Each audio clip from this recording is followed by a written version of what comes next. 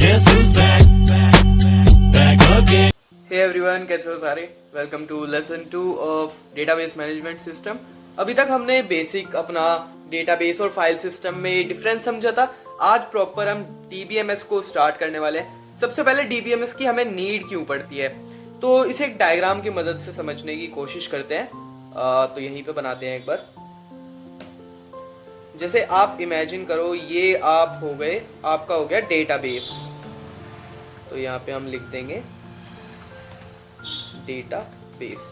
ये आपका हो गया डेटाबेस, जो आपका किसी कंपनी के पास होगा, किसी कॉलेज के पास होगा, स्कूल के पास होगा।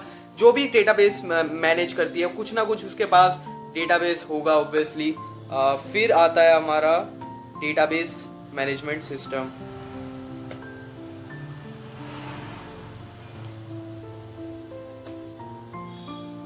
यहाँ पे हो जाएगा हमारा डीबीएमएस। अब डेटाबेस और डीबीएमएस थोड़ा सा अलग होता है। मतलब डेटाबेस तो प्रॉपर वो इन्फॉर्मेशन हो गई जो सारी स्टोर्ड है। डेटाबेस मैनेजमेंट सिस्टम एक तरीके की फंक्शनैलिटी है। ये सॉफ्टवेयर होता है जो कि हमें मदद करता है मैनेज करने को अपना डेटाबेस को। अब डीबीएमएस के 2-3 काम होते हैं। ये टर्म्स याद कर लो तो अपने आप एग्जामिनेशन में काम चला लोगे, इंटरव्यू में काम चला लोगे। सबसे पहले ये बात है कि तो डीबीएमएस करता क्या है बेसिकली, डेटा को रिट्रीव करता है। स्पेलिंग आप खुद देख लेना भाई। एंड देन डेटा को अपडेट कर सकता है, राइट कर सकता है, रीड कर सकता है। मतलब ऐसी ऐसी टर्म्स आप लिख दोगे तो आपका काम चल जाएगा। तो बेसिकली होता क्या है, डेटाबेस मैनेजमेंट सिस्टम हमारा एक सॉफ्टवेयर होगा जो कि सीक्वल और नॉन सीक्वल दोनों तरीके के हो सकते हैं। अगर आपको नहीं पता सीक्वल और नॉन सीक्वल, कोई दिक्कत वाली बात नहीं है। मैं आगे टाइप्स ऑफ डेटाबेस में पढ़ाऊंगा इन्हें। अभी के लिए आप इतना समझिए कि कुछ भी जैसे हम नॉर्मल डेटाबेस लें अपना टेबल वाइज, तो उन्हें मैनेज करना, डेटा को अपडेट करना, डिलीट करना, ये सारा काम हमारा डेटाबेस मैनेजमेंट सिस्टम एक सॉफ्टवेयर का होता है।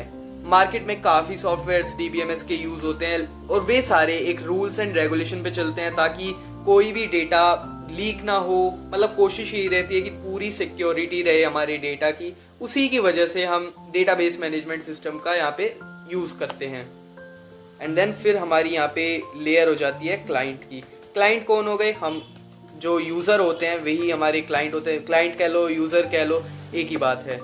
अब चाहती तो कोई ऑर्गेनाइजेशन जिसके पास डेटाबेस है वो डायरेक्टली क्लाइंट यूजर के पास अपना डेटा एक्सेस करवा सकती थी, लेकिन उसे कुछ भी फंक्शनैलिटी काम करवानी है, obviously with the help of DBMS ये सारे काम इजीली करवा सकती है।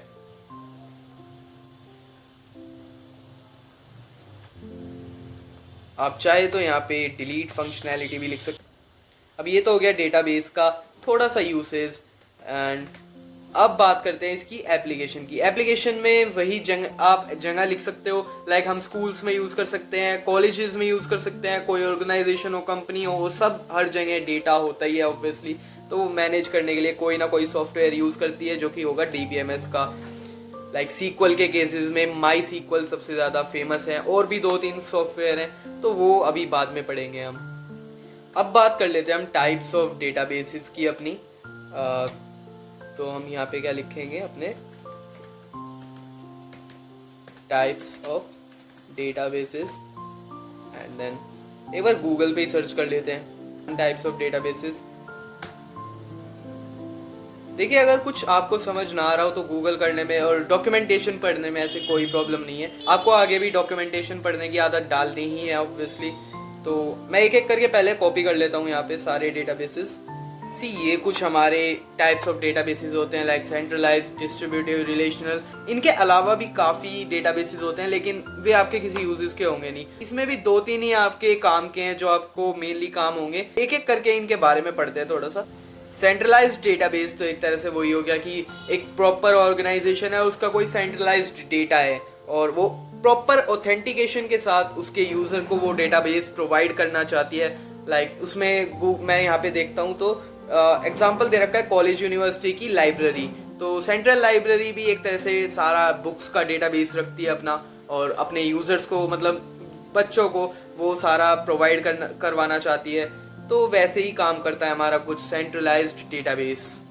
दूसरा आ जाता है फिर डिस्ट्रीब्यूटिव डेटाबेस। इसका मतलब ये है कि प्रॉपर एक जो पूरा डेटाबेस है वो एक जगह पर एग्जिस्ट नहीं करता, बल्कि वो छोटे छोटे पार्ट्स में कहीं जहाँ मल्टीपल लोकेशंस पे वो लोकेट करता है, एग्जिस्ट करता है, उसे एक्सेस करने के लिए हम लिंक्स का यूज कर लेते हैं। फिर हमें सारी डेटाबेसेस को रिक्वेस्ट भेजनी पड़ती है। ये हेल्पफुल रहता है अगर कुछ ज़्यादा ही बड़ी ऑर्गेनाइजेशन है आपकी और एक जगह पे यार सारा डेटाबेस रिकॉर्ड नहीं कर सकते, तो हम मल्टीपल लोकेशंस पे उसे बांट देते हैं छोटे छोटे पार्ट्स में। रिलेशनल डेटाबेस आपके लिए बहुत ज़रूरी है, तो इसे ध्यान से सुनना। इसे हम शॉर्ट फॉर्म में RDBMS भी कहते हैं। ओके, तो रिलेशनल डेटाबेस वही टेबल्स वाला डेटाबेस हो गया जो कि मैंने आपको बताया था, बिल्कुल जो प्रॉपर टेबल वाइज हमारा स्टोर होता है। लाइक कॉलेजेस का एग्जांपल दूँ तो ID, नेम वगैरह वगैरह, ये सारी चीज़ें जैसे मेंटेन होती है ऑफलाइन रजिस्टर्स में, वैसे ये टेबल वाइज ऑनलाइन भी स्टोर हो सकती है। तो इस डेटाबेस को मेंटेन करने के लिए हम यूज़ कर सकते हैं एप्लीकेशन लाइक MySQL। ये काफ़ी पॉपुलर एप्लीकेशन है, हम इसके बारे में बाद में पढ़ेंगे फ्यूचर में, लेकिन अभी आप इतना मान सकते हो कि MySQL वाइडली यूज़ होता है RDBMS को स्टोर करने के लिए, इसको फंक्शनैलिटी में लाने के लिए। NoSQL database as a table इसे स्टोर नहीं करता, ये एज अ की और वैल्यू स्टोर करता है। तो मैं एक बार करके दिखा देता हूँ आपको।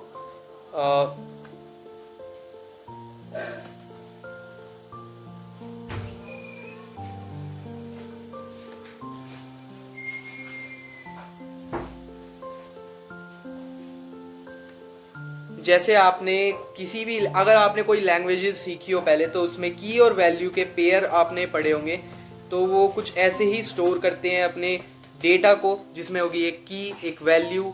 जैसे हैश मैप्स में हम सारी चीज़ें स्टोर करते हैं एज अ की एंड वैल्यू, वैसे ही NoSQL डेटाबेस में सारी चीज़ें स्टोर होती हैं। क्लाउड डेटाबेस आप मान सकते हो, क्लाउड डेटाबेस कैसा होता है कि कोई बड़ी ऑर्गेनाइजेशन है, उसने अपना फिजिकल डेटाबेस लगा रखा है, लेकिन अगर मुझे अपना डेटाबेस सेटअप करना हो, मतलब डेटाबेस में कुछ स्टोर करवाना हो, लेकिन मेरे पास कोई फिजिकल डिवाइस नहीं है, तो मैं क्या कर सकता हूँ, उस ऑर्गेनाइजेशन को पे कर सकता हूँ ताकि वो अपनी फिजिकल अपनी स्टोरेज मुझे एज अ क्लाउड यूज करने दे। तो मैं घर बैठे बैठे उसकी स्टोरेज को यहाँ पे यूज कर सकता हूँ अपने पीसी में।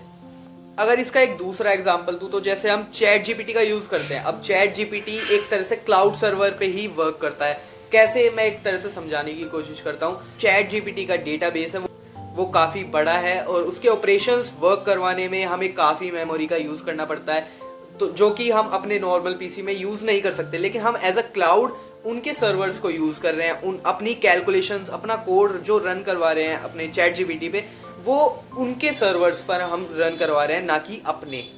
फिर आता है ऑब्जेक्ट ओरिएंटेड। ऑब्जेक्ट ओरिएंटेड में इसे आप रिलेट कर सकते हो इससे, NoSQL से। लाइक NoSQL में की और वैल्यू में स्टोर होते हैं, ऑब्जेक्ट में एक ऑब्जेक्ट बन जाता है। मैं एक बार इसे भी बना के दिखा देता हूँ आपको। तो ऑब्जेक्ट, जैसे आपने कोई भी लैंग्वेज सीखी हो तो उसमें आपने ज़रूर सीखा होगा, ऐसे कुछ कर्ली ब्रैकेट्स लगा के ऑब्जेक्ट नेम हो जाएगा और इसके अंदर हम की और वैल्यू कितनी भी चाहें उतनी रख सकते हैं। अब एक होमवर्क मैं आपको देना चाहता हूं कि ये जो 2 लास्ट के डेटाबेसेस बच रहे हैं यहाँ पे, वो आप इस वेबसाइट पे जाके खुद पढ़ना और खुद इनके बारे में एग्जांपल्स पढ़ना, थोड़े से इनके बारे में जानना, और बाकी जो मैंने ये स्टार्टिंग में भी पढ़ाए हैं इन्हें भी एक बार अच्छे से आप देख लेना। इसके अलावा मैं एक और आपको डेटाबेस यहाँ पे बताना चाहता हूँ, जो कि होगा आपका इन मेमोरी डेटाबेस।